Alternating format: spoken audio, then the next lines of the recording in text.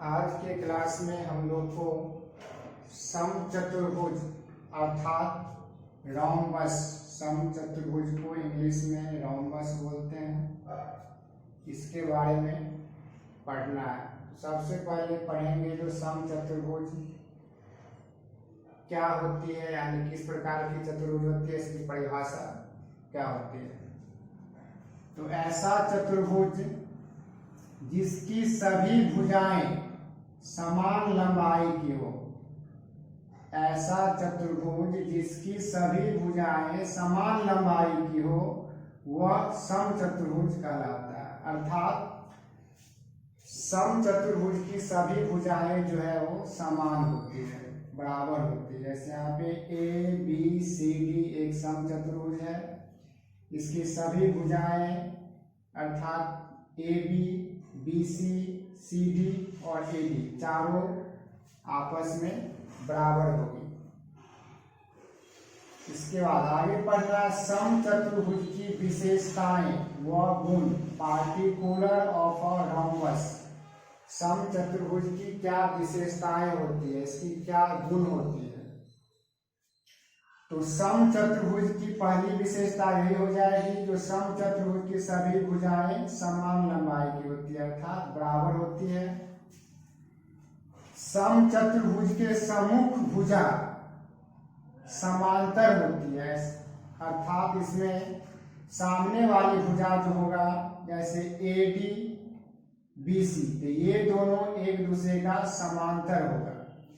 फिर A B और C D ये दोनों भी एक दूसरे की समांतर होगी। समचतुर्भुज की सम्मुख भुजा समांतर होती है।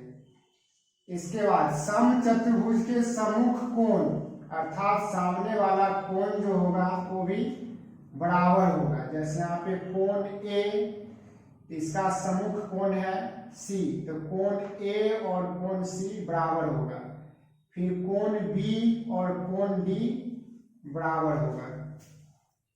इसके बाद समचतुर्भुज के विकर्ण एक दूसरे को समकोण पर समद्विभाजित करते हैं। जैसा कि हम वर्ग में पढ़े थे, तो हमें ये भी याद रखना है जो वर्ग के दोनों विकर्ण बराबर होती है, बराबर लंबाई की होती है, लेकिन रोम्बस में दोनों विकर्ण जो है वो बराबर लंबाई की नहीं होती है, बट दोनों के विकर्ण एक दूसरे को समकोण पर समद्विभाजित करता है। वर्ग के भी विकर्ण एक दूसरे को समकोण पर समद्विभाजित करते हैं और समचतुर्भुज के भी विकर्ण जो है एक दूसरे को समकोण पर समद्विभाजित करते हैं।